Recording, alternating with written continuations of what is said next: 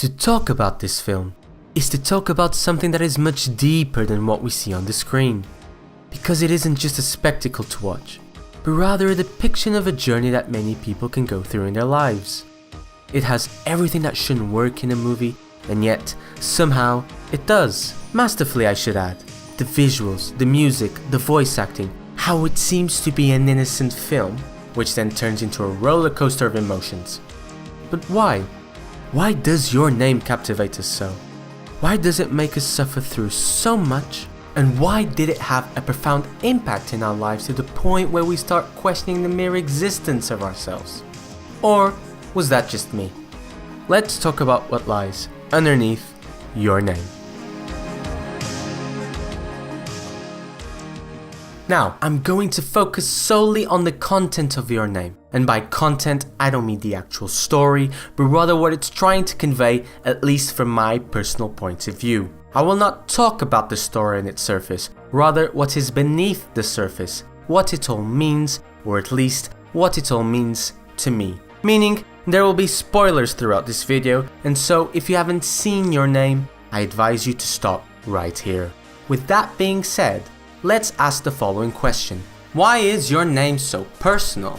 And you can even go further. Why does Shinkai, in all of his films, and I mean all of them, always tackle this theme? The theme of feeling something, but always without reach. The feeling towards something or someone, and how beautiful that feeling can be. Many people say that they like the form of Shinkai's films, but not necessarily the content. But what they don't realize is how intertwined they are. Your Name, at its core, is teenagehood. It's how teenagers deal with their emotions, hard to understand, hard to figure out, and how to deal with them on a daily basis. But more so, it's the journey they take through those emotions, when they feel happy or sad. And it always deals with the search for something that will fulfill all of their emotions by focusing on one single thing. Someone. Because when you first start feeling all of those emotions, it's fun, it's exciting. This is shown through the body swapping segment of the film, the first half, where Taki and Mitsuha, through these events of waking inside one another, get to know each other day by day. But afterwards is when it starts getting complicated. They start feeling something for one another, or rather, the realization of it. Mitsuha, without realizing it, starts crying. This is a key moment in the film, because it's not Mitsuha that is crying, rather it's her inner self letting her know of what she is truly feeling. And the same happens with Taki, moments before in the story. It's also at this point in the film where it completely changes the mood and tone, which coincides with the body swapping coming to a halt. The second half of the film. This then leads to Taki chasing Mitsuha throughout the countryside, finally finding Itomori and realizing what truly happened. Itomori was hit by a comet, which led to the killing of numerous people in the village, including Mitsuha. What makes it worse is realizing that these events happened 3 years ago. Taki is in shock and doesn't know what to do. He wants to meet her, but he can't. Which directly contrasts with that feeling of wanting something, of wanting to chase it, but something is preventing it, and having the obstacle being the world itself. In 5 centimeters per second, the girl is forced to move to another city because of her family. In Garden of Words, the age difference creates a barrier between the main protagonists. In this film, it's a natural disaster. But this is all to portray something as simple as you wanting something or someone, but is without reach. Because you realize that you are having all of these emotions, but you don't know how to chase it. You don't know how to pursue it. You don't know how to reach it. And when you realize you have to move to get there, it feels like an impossible task, because everything around you seems to be stopping you. You want to do everything you can emotionally to get to the point where you want to be and ultimately share it with someone else.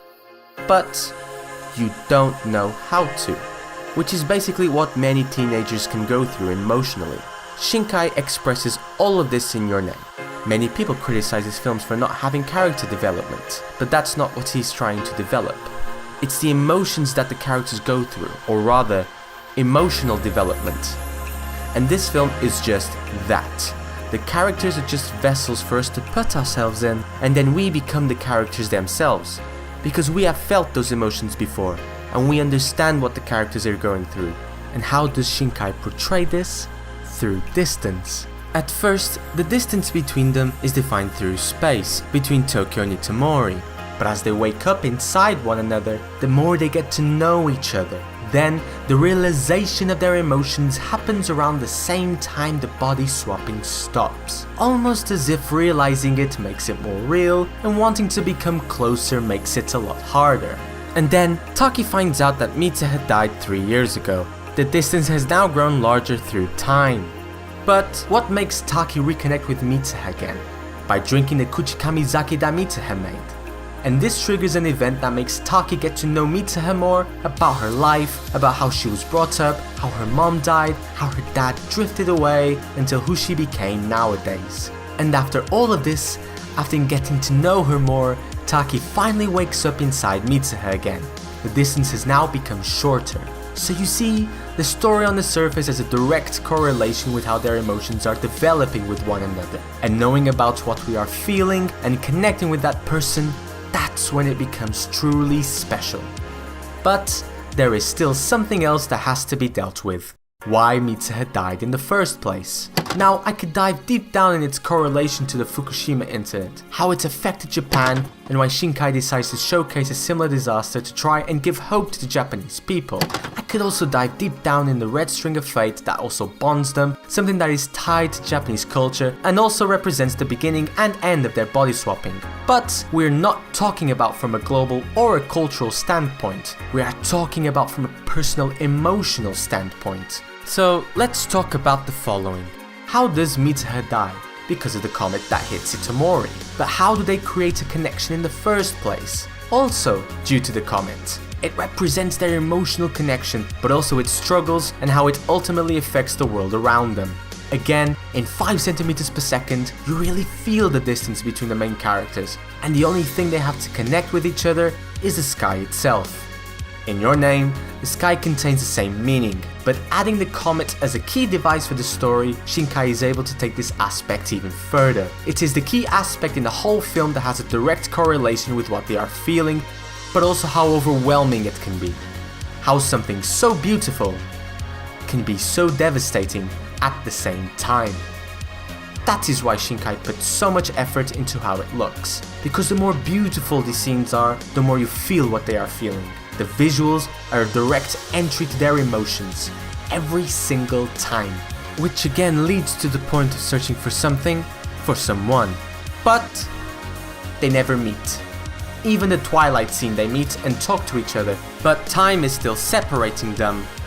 It's like they are almost together, finally getting a chance to talk to each other, getting angry with each other, laughing with each other, until it's gone. This is what I feel this film is about. That feeling of sharing something with someone just for a moment, and when it's gone, you're thinking, how did it go away so quickly? And how can I get it back again? It's the best film I've seen that depicts this so well. How teenagehood is an explosion of emotions, and everything that happens hits you in the most powerful way. And this is where the ending comes in, and how it leads into that moment. Both walking in different directions, going in different paths. This is where every Shinkai fan is thinking, please, don't do what I think you're doing, because the whole film seems to indicate that they will never ever meet. And Shinkai stretches this to its fullest. But then, in the trains, something happens. Their eyes lock. Taki and Mitsuha are both in the same space and time. They are both looking at each other, and both do whatever it takes to finally meet. Taki is at the bottom of the stairs and Mitsuha at the top, but they are still unsure, and instead of running towards each other, they walk, with their heads facing down. You might say it is because they are not sure if it is them who they once shared something special. Was that really a dream? Is this in any way real? And then, Taki finally turns, he lets his words come out, and starts speaking with Mitsuha. What's amazing about this scene is again the subtlety from Shinkai. We've already seen a similar scene like this with Mitsuha and Taki at the midpoint of the film. However, in this instant, it's taken even further. The tears stream down from their faces, but again, it doesn't seem like it's Taki or Mitsuha crying. but rather their inner selves, once teenagers, once innocent, inexperienced human beings who wanted a chance to meet at a younger age. And this is why I think this film ends up being heartbreaking, because they will never be together when they were teenagers. I feel this is done intentionally to express something quite interesting. Shinkai could have made them meet shortly after the evacuation of Itomori, something that ends up being successful thanks to Taki and Mitsuha. But why only show them meet years later? Because to have time pass by, that lingering feeling grows and you grow with it. You learn how to deal with it as time goes on. You become more mature and more able to deal with these kinds of emotions. Again, this is what Shinkai does so well. He develops the emotions of the characters and thus the characters themselves develop with them. That is why having them meet when they are entering adulthood is so much more believable. It feels like they gained something that they didn't have in their teenagehood, and that is key in having them finally meet. But in what they gained also meant years and years being apart. You feel whole because they finally found one another, but also sad that they had to go through so much and lost so much time. Time they could have had when they were younger, time that is always depicted in every Shinkai movie. Time that makes you think, wonder, grow, time that the characters spent apart, time we as an audience went through until that moment.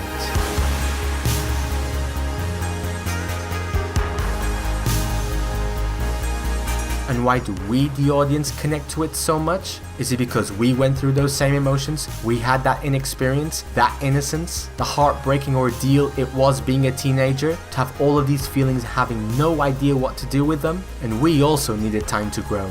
And then that moment comes again. The moment where we are now in the same space and time, where we are finally able to reach out to something, to someone. Watching this film in the cinema was one of the most amazing experiences ever. I can't even begin to tell you what my reaction was when the credits rolled. Spoilers, I fucking cried my eyes out. Because in many ways, I had gone through what the characters went through in the film. It was telling my story, and I'm sure it was telling your stories too. But most of all, it was telling Shinkai's story, as he does with all of his films. That is why your name feels so personal, or at least, why it feels so personal to me.